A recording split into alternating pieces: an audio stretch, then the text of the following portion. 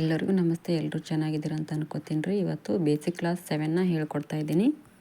ಈ ಕ್ಲಾಸಲ್ಲಿ ನಾನು ರೌಂಡ್ ಶೇಪು ಮತ್ತು ತಿಲಕ ಶೇಪಲ್ಲಿ ಹೇಗೆ ನಾವು ಚೈನ್ ಸ್ಟಿಚಸ್ನ ಹಾಕೋದಂತ ಹೇಳ್ಕೊಡ್ತಾ ಇದ್ದೀನಿ. ಈ ಚೈನ್ ಸ್ಟಿಚಸ್ಸು ಹಾಕೋಕ್ಕೆ ನಾನು ಜರಿ ಥ್ರೆಡ್ನ ಯೂಸ್ ಮಾಡ್ತಾ ಇದ್ದೀನಿ. ನೋಡಿ, ಜರಿ ಥ್ರೆಡ್ಡಿಂದ ಸ್ವಲ್ಪ ಹಾಕ್ಕೊಂಡಿದ್ದೀನಿ. ರೌಂಡ್ ಶೇಪಲ್ಲಿ ಒಂದು ಸ್ವಲ್ಪ ಚೈನ್ ಸ್ಟಿಚಸ್ನ ಹಾಕ್ಕೊಂಡಿದ್ದೀನಿ. ಇವಾಗ ನಿಮಗೆ ವಿಡಿಯೋನ ತೋರಿಸ್ತಾ ಇದ್ದೀನಿ ನೋಡಿ. ನಿಧಾನಕ್ಕೆ ಸೂಜಿನ ಚುಚ್ಚಿಬಿಟ್ಟು ಕೆಳಗಡೆಯಿಂದ ದಾರ ನಿಧಾನಕ್ಕೆ ಎಳ್ಕೊಳ್ಳಿ. ಯಾವಾಗಲೂ ಅರ್ಜೆಂಟ್ ಮಾಡೋಕ್ಕೆ ಹೋಗಬೇಡಿ, ಯಾಕಂದರೆ ಬಟ್ಟೆ ಸಿಗಾಕೊಂಡ್ರೆ ಬಟ್ಟೆ ಹಾಳಾಗುತ್ತೆ. ಅದಕ್ಕೋಸ್ಕರ ನಿಧಾನಕ್ಕೆ ಸೂಜಿನ ಚುಚ್ಚಿಬಿಟ್ಟು ಕೆಳಗಡೆಯಿಂದ ದಾರನ ನಿಧಾನಕ್ಕೆ ಎಳ್ಕೊಳ್ಳಿ. ಇದೇ ರೀತಿಯಾಗಿ ರೌಂಡ್ ಶೇಪಲ್ಲಿ ಚೈನ್ ಸ್ಟಿಚಸ್ನ ಹಾಕ್ಕೊತ ಬನ್ನಿ. ಇದೇ ರೀತಿಯಾಗಿ ಇನ್ನೂ ಹೆಚ್ಚಿನ ಬೇಸಿಕ್ ಕ್ಲಾಸ್ ಕಲಿಯಲು ನನ್ನ ಚಾನಲ್ನ ಸಬ್ಸ್ಕ್ರೈಬ್ ಮಾಡ್ಕೊಂಡು ನೋಡ್ಕೊಳ್ಳಿ.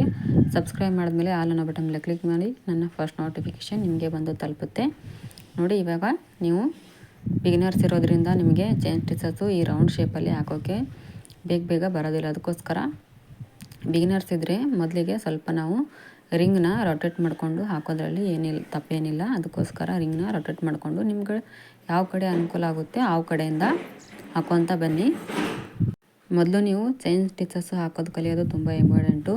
ಈ ಆ್ಯರಿ ವರ್ಕಲ್ಲಿ ಚೈನ್ ಸ್ಟಿಚ್ಚೇ ಮೇನ್ ಇಂಪಾರ್ಟೆಂಟ್ ಆಗಿರೋದ್ರಿಂದ ನೀವು ಮೊದಲು ಚೈನ್ ಸ್ಟಿಚಸ್ನ ಹಾಕೋದು ನೀಟಾಗಿ ಕಲಿಬೇಕು.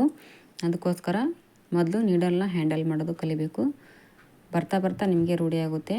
ಒಂದೇ ದಿನಕ್ಕೆ ಯಾರಿಗೂ ಕಲಿಯೋಕ್ಕಾಗಲ್ಲ. ಕಲಿತಾ ಪ್ರಾಕ್ಟೀಸ್ ಮಾಡ್ತಾ ಒಂದಿನಕ್ಕೆ ನೀವು 2 ಅವರ್ಸ್ ಆದ್ರೂ ಇದಕ್ಕೆ ಟೈಮ್ ಕೊಟ್ಟು ನೀವು ಪ್ರಾಕ್ಟೀಸ್ ಮಾಡೋದ್ರಿಂದ ನಿಮಗೆ ಈಸಿಯಾಗಿ ಹ್ಯಾಂಡ್ ವರ್ಕ್ನ ಕಲಿಯೋಕ್ಕೆ ಬರುತ್ತೆ.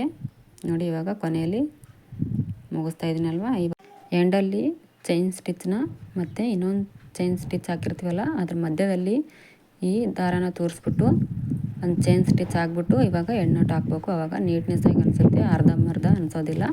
ಇವಾಗ ರೌಂಡ್ ಶೇಪಲ್ಲಿ ಹಾಕಿದೆ. ಇವಾಗ 2ನೇ ಸ್ಟೆಪ್ ಹಾಕೋಕ್ಕೆ ಟ್ರೈ ಮಾಡಿ.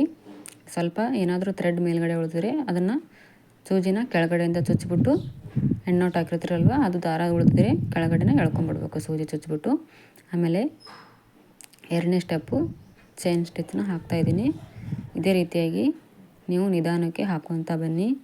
ಫಾಸ್ಟ್ ಮಾಡೋಕ್ಕೆ ಹೋಗ್ಬೇಡಿ, ಯಾಕಂದರೆ ದಾರ ಇದು ತುಂಬ ನಾಜೂಕಾಗಿರುತ್ತೆ. ಜರಿ ಥ್ರೆಡ್ಡು ಕಟ್ಟಾಗುವಂಥ ಚಾನ್ಸ್ ಇರುತ್ತೆ. ಕಟ್ಟಾದಮೇಲೆ ನೀವು ಎಲ್ಲನೂ ಬಿಚ್ಚಬೇಕಾಗುತ್ತೆ. ಒಂದೊಂದು ಸಲ ಹೇಳೋಕ್ಕಾಗಲ್ಲ, ಎಲ್ಲನೂ ತಾನಾಗಿ ಬಿಚ್ಕೊಂಡ್ಬಿಡುತ್ತೆ ಚೈನ್ ಸ್ಟಿಚ್ಚು. ಅದಕ್ಕೋಸ್ಕರ ನೀವು ಹಾಕುವಾಗ ನಿಧಾನಕ್ಕೆ ಕಲೀರಿ.